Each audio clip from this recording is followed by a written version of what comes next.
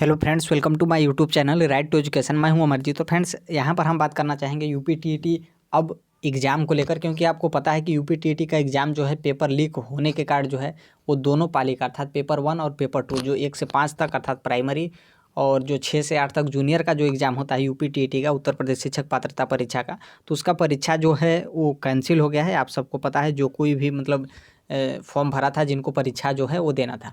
लेकिन बात यहाँ पर होती है कि अब परीक्षा जो है वो कब होगा, अर्थात अब जो एग्ज़ाम है वो कब होगा। तो देखिए, इसके बारे में हम बताना चाहेंगे। आपने वीडियो भी देख लिया होगा और जो एजुकेशन मिनिस्टर जो बेसिक शिक्षा मंत्री हैं उनका भी देख लिए होंगे आपने ट्विटर। तो उनका यही कहना है कि जो एग्ज़ाम जो है आपका वो अगले महीने होगा, अगले महीने अर्थात दिसंबर में। तो देखिए, इसमें क्या होता है कि जैसे एग्ज़ाम कैंसिल हुआ है और फिर जैसे एग्ज़ाम कभी पोस्टपोन होता है अर्थात स्थगित होता है, तो उसमें जो है आपका ज़्यादा टाइम नहीं लगता है। क्यों? क्योंकि वो पेपर जो है वो मतलब आपके पास तक नहीं आ पाता है। लेकिन जो एग्ज़ाम कैंसिल होता है उसका पेपर जो है, जैसे लीक होने के बाद कैंसिल हुआ है एग्ज़ाम, तो उसका पेपर जो है सबके पास कहीं न कहीं आ गया होता है। तो वो पेपर जो है, वो पूरा जो पेपर है वो रद्द हो जाता है, अर्थात रफ़ जो है वो पेपर हो जाता है।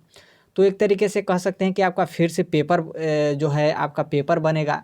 फिर से जिस एग्ज़ामिनेशन सेंटर से, यदि एग्ज़ामिनेशन सेंटर से पेपर लीक हुआ है तो एग्ज़ामिनेशन सेंटर, और नॉर्मल सी बात है कि कुछ एग्ज़ामिनेशन सेंटर जो है उसको कैंसिल किया जाएगा, फिर से एग्ज़ामिनेशन सेंटर बनाया जाएगा। और जैसे आपका जिस भी एग्ज़ामिनेशन सेंटर पे एग्ज़ाम होता है तो फिर दोबारा एग्ज़ामिनेशन सेंटर जो है वो चेंज किया जाता है। तो यहाँ पर हम बात करेंगे कि दिसंबर में, क्योंकि आपको पता है कि दिसंबर में जो है 16 दिसंबर से आपके लगभग आधे जनवरी मतलब 15 जनवरी तक जो है वो आपका 2022 यूपी सीटेट का जो है वो एग्ज़ाम है। तो सीटेट और यूपीटीटी जो है दोनों शिक्षा विभाग से परीक्षा है। तो मुझे जहाँ तक अनुमान है, हालांकि हो सकता है कि यूपी गवर्नमेंट जो है थोड़ा सा अपने अलग मूड में रहती है।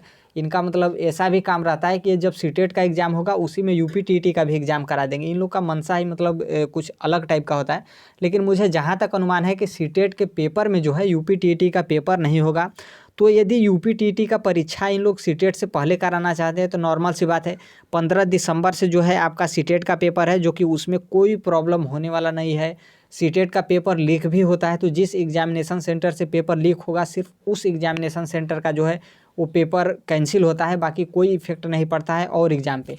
लेकिन हालांकि कहीं न कहीं जैसे परीक्षा जो है वो सबको पता होता है कि परीक्षा कहीं न कहीं से तो लीक होगा ही।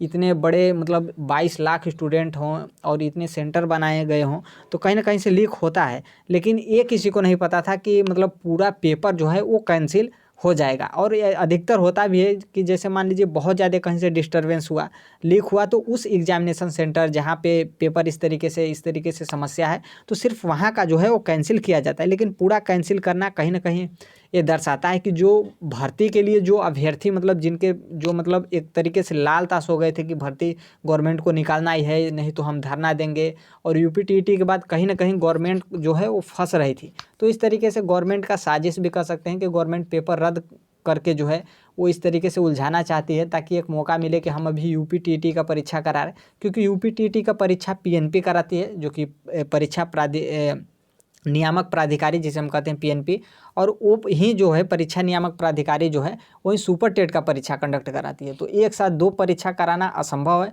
तो इसलिए कहीं न कहीं गवर्नमेंट इस तरीके से काम की है, क्योंकि यूपीटीईटी का परीक्षा मतलब जैसे चीटिंग भी होता है तो कोई उस तरीके से माहौल खड़ा नहीं करता है। क्योंकि ये जो है सिर्फ आपका सर्टिफिकेट मिलेगा, एक क्वालीफाई जो है आप करेंगे ताकि आप एलिजिबल होंगे, बल्कि ये नौकरी के लिए परीक्षा नहीं है।